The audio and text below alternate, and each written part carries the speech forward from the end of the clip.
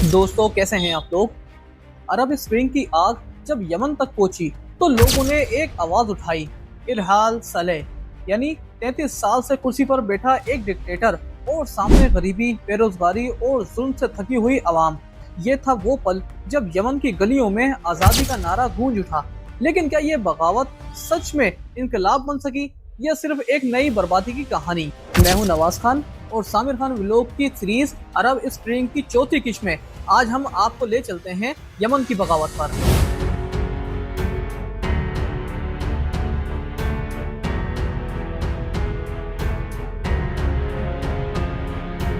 अरब spring के तूफान ने जब ट्यूनीशिया और इजिप्ट को हिला दिया तो इसकी गूंज यमन तक भी पहुंची। लेकिन यमन की कहानी बाकी सबसे अलग थी। एक ऐसा मुल्क जो गरीबी, ट्राइबल पॉलिटिक्स और करप्शन में डूबा हुआ था, और एक प्रेसिडेंट जो 33 साल से कुर्सी पर चिपका हुआ था, अली अब्दुल्ला सालेह। यमन की बगावत एक चिंगारी से शुरू हुई थी, लेकिन आगे चलकर पूरे मुल्क को आग में जला गई। अली अब्दुल्ला सालेह 1978 में नॉर्थ यमन के प्रेसिडेंट बने थे। 1990 में नॉर्थ और साउथ यमन एकजुट हुए और सालेह पूरे यमन के प्रेसिडेंट बन गए। उसने अपनी कुर्सी बचाने के लिए ट्राइब्स, आर्मी और पॉलिटिकल ग्रुप के साथ हमेशा अलायंस बनाकर रखा। सालेह को खुद अपना ही एक मशहूर जुमला याद दिलाया जाता है, rule in Yemen like dancing on the heads of snake, यानी यमन पर हुकूमत करना सांप के सिरों पर डांस करने जैसा है। मतलब वो हमेशा अपनी कुर्सी बचाने के लिए जगलिंग करता था। अब्दुल्ला सालेह एक सर्वाइवर था।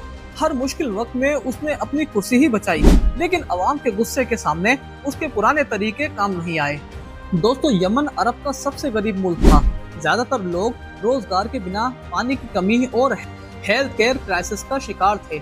यूथ फ्रस्ट्रेटेड थे। स्कूल और कॉलेज से निकलने वाले स्टूडेंट्स को जॉब नहीं मिलती थी। कंट्री की इनकम ज्यादातर ऑयल एक्सपोर्ट पर डिपेंड थी। लेकिन करप्शन और रिसोर्सेज की लूट ने आवाम को कुछ नहीं दिया। ऑर्डिनरी लोग अक्सर कहते थे यमन हम सबका है, लेकिन इसके रिसोर्सेज सिर्फ एक छोटी एलीट के हैं। यानी यमन के लोगों का मानना था कि गरीब की जेब खाली है और अमीर के बिस्तर पर सोने के सिक्के बिखरे हुए हैं। जनवरी 2011 में जब ट्यूनीशिया में बेन अली भाग गए और इजिप्ट में तहरीर स्क्वायर भर गया, तो यमन के यूथ ने भी सोचा अगर वो कर सकते हैं तो हम भी करेंगे। सोशल मीडिया और मॉस्क्यू के जरिए प्रोटेस्टर्स का प्लान बना। सना यूनिवर्सिटी के स्टूडेंट ने सबसे पहले प्रोटेस्ट की शुरुआत की। उन्होंने करप्शन, बेरोजगारी और डिक्टेटरशिप के खिलाफ स्लोगन लगाए। जल्द ही प्रोटेस्टर सना से निकलकर अदेन, ताइज और दूसरे शहरों तक फैल गए। एक मुल्क जो कभी चुप था, अब उसकी गलियों में एक ही नारा गूंज रहा था, इरहाल सालेह, इरहाल सालेह, यानी सालेह कुर्सी छोड़ो। इसके जवाब में सालेह ने भी पूरी कोशिश की लोगों को शांत करने की। उसने कहा कि वो 2013 के बाद दोबारा इलेक्शन में नहीं उतरेगा। उसने प्रॉमिस किया कि करप्शन और नेपोटिज्म खत्म करेगा, लेकिन अवाम को यकीन नहीं आया। प्रोटेस्टर्स ने कहा 33 साल से ये वही वादे करता आया है, अब सिर्फ एक बात, सालेह रिजाइन करो। अवाम ने सालेह की बातों पर भरोसा करने से इनकार कर दिया, क्योंकि उन्हें मालूम था अब कोई झांसा नहीं चलेगा। अब सिर्फ एक मांग है, इनकलाब। यमन में स्टूडेंट और जवानों की एक छोटी सी चिंगारी ने आग लगाई। सालेह ने समझा था कि कुछ वादों से अवाम चुप हो जाएगी, लेकिन इस बगावत का रंग अभी शुरू हुआ था। क्योंकि शुरुआत में यमन के प्रोटेस्टर्स पीसफुल थे, लेकिन एक डिक्टेटर के लिए अवाम की आवाज भी खतरा होती है, और सालेह ने फैसला किया आवाज को चुप कराने के लिए गोलियों का सहारा लिया जाए। यही से बगावत ने खून का रंग ले लिया। फरवरी 2011 सना के चेंज स्क्वायर में लोग टेंट लगाकर बैठ गए। उन्होंने इजिप्ट के तहरीर स्क्वायर की तरह अपना एक परमानेंट प्रोटेस्ट कैंप बना लिया।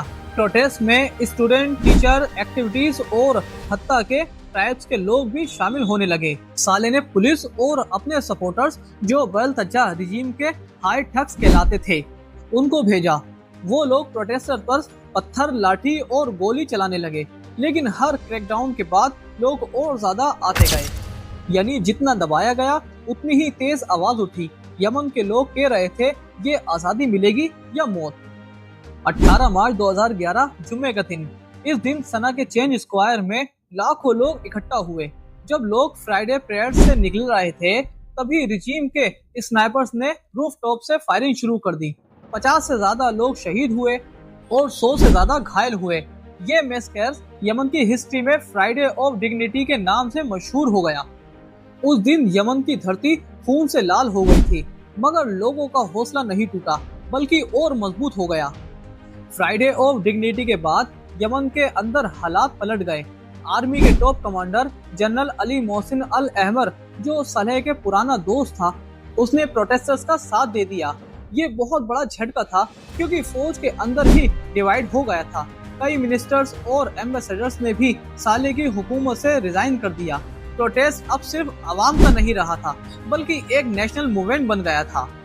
जब एक डिक्टेटर की अपनी फौज उसका साथ छोड़ दे तो समझ लो कुर्सी हिल चुकी है। यमन एक ट्राइबल सोसाइटी है। ट्राइब्स का पॉलिटिक्स में बहुत बड़ा रोल है। जब कुछ बड़े ट्राइब जैसे अल अहमद फैमिली के लोग प्रोटेस्टर के साथ खड़े हो गए तो साले की हुकूमत के लिए मुश्किल बढ़ गई। सना के अंदर ही ट्राइबल मिलिट्रीज और गवर्नमेंट फोर्स के दरमियान क्लैशेस होने लगे। गलियों में टैंक, मशीन गन्स और रॉकेट चलने लगे, जैसे एक छोटी सिविल वॉर स्टार्ट हो गई हो। जो बगावत एक पीसफुल आवाज थी अब एक जंग का मैदान बन गई थी और साले के लिए हर दिन कुर्सी बचाना मुश्किल होता जा रहा था। साले ने एक तरफ वादे किए, मैं रिफॉर्म करूंगा, मैं पावर ट्रांसफर करूंगा, दूसरी तरफ उसके सिक्योरिटी फोर्स प्रोटेस्टर्स को मारते रहे। ये डबल गेम अवाम को और गुस्से में ले आई। मीडिया पर प्रोटेस्टर्स की कवरेज बढ़ती रही और इंटरनेशनल प्रेशर भी बढ़ता रहा। मार्च 2011 के फ्राइडे ऑफ डिग्निटी के बाद यमन की बगावत सिर्फ एक प्रोटेस्ट नहीं रही थी, ये एक खुली जंग थी। अवाम, फौज और ट्राइब्स एक तरफ और साले और उसकी लॉयल फोर्स दूसरी तरफ। कुर्सी अब साले के पांव के नीचे से खिसक रही थी। यमन की बगावत अब एक ऐसे मोड़ पर आ गई थी जहां वापस लौटने का रास्ता नहीं था। एक तरफ अवाम, फौज और ट्राइब्स के दबाव, दूसरी तरफ साले की जिद। लेकिन तकदीर ने ऐसा मोड़ दिया जहां एक धमाके ने यमन के डिक्टेटर को हिला दिया। फ्राइडे ऑफ डिग्निटी के मैसेकर्स के बाद दुनिया भर में साले की नींदें उड़ने लगी। यूएन, अमेरिका, यूरोप और पड़ोसी गल्फ कंट्रीज ने साले से कहा कि वो कुर्सी छोड़ दे। जीसीसी, गल्फ कोऑपरेशन काउंसिल ने एक प्लान दिया, साले रिजाइन करे और उसके बदले उसको इम्यूनिटी मिलेगी, यानी उस पे करप्शन या ह्यूमन राइट्स केसेस नहीं चलेंगे। लेकिन साले बार बार कहकर भी साइन करने से कतराता रहा। वो पावर छोड़ना नहीं चाहता था। साले ने कुर्सी को अपने जिस्म का हिस्सा बना लिया था। उसके लिए ताज छोड़ना मौत के बराबर था। 3 जून 2011 फ्राइडे परेड्स के दौरान सना में प्रेसिडेंशियल पैलेस पर एक भयानक धमाका हुआ। ब्लास्ट में साले खुद, पीएम और मिनिस्टर जख्मी हो गए। साले का चेहरा और बदन जल गया। उसे तुरंत सऊदी अरबिया ले जाया गया इलाज के लिए। इस वक्त लोगों को लगा साले की डिक्टेटरशिप खत्म हो चुकी है, लेकिन साले कुछ महीने बाद वापस आया और फिर से कुर्सी पकड़ने की कोशिश की। जब एक डिक्टेटर मर भी जाए तो कुर्सी की कुर्सी उसे जिंदा कर देती है।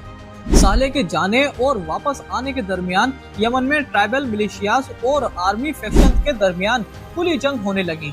सना की गलियां जंग का मैदान बन गईं। टैंक और रॉकेट से लड़ाई। साउथ यमन में अलग से प्रोटेस्टर्स और सेपरेट्स मूवमेंट भड़क गई। इस हालात का फायदा उठाया अल कायदा इन द अरेबियन पेनिसुला यानी AQAP ने। उन्होंने कुछ शहरों पर कब्जा कर लिया, यानी अवाम की बगावत अब टेररिज्म और सिविल वॉर में घुल रही थी। लगातार प्रेशर के बाद साले ने नवंबर 2011 में GCC प्लान पर साइन कर दिया। उसने अपनी कुर्सी वाइस प्रेसिडेंट अब्दराबू मंसूर हादी को दे दी। साले को इम्यूनिटी मिली, मतलब वो सारी जिंदगी के लिए अपने क्राइम से बचा रहा। अवाम गुस्से में थी क्योंकि उनका खून बहा था और डिक्टेटर सेफ निकल गया था। लेकिन फिर भी साले के जाने को एक सिंबॉलिक विक्ट्री माना गया। एक डिक्टेटर तो गया, लेकिन यमन का जख्म खुला का खुला ही रहा।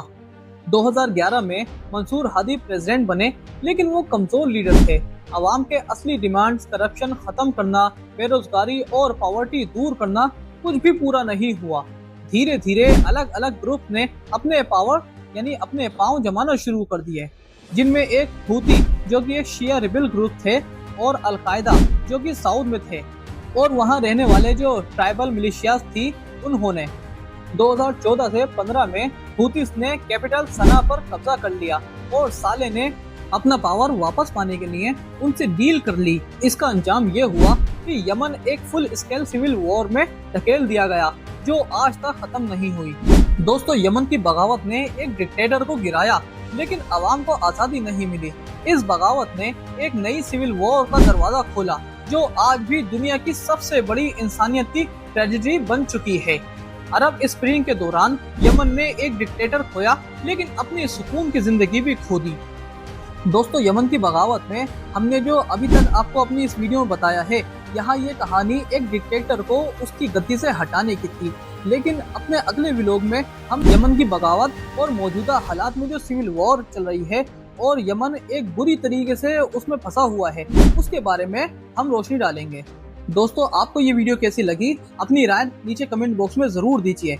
और अरब स्प्रिंग की पिछली 3 किश्तों का लिंक मैंने डिस्क्रिप्शन में दे रखा है, आप देख सकते हैं। तब तक के लिए मुझे दीजिए इजाजत। मैं आपका दोस्त नवाज खान।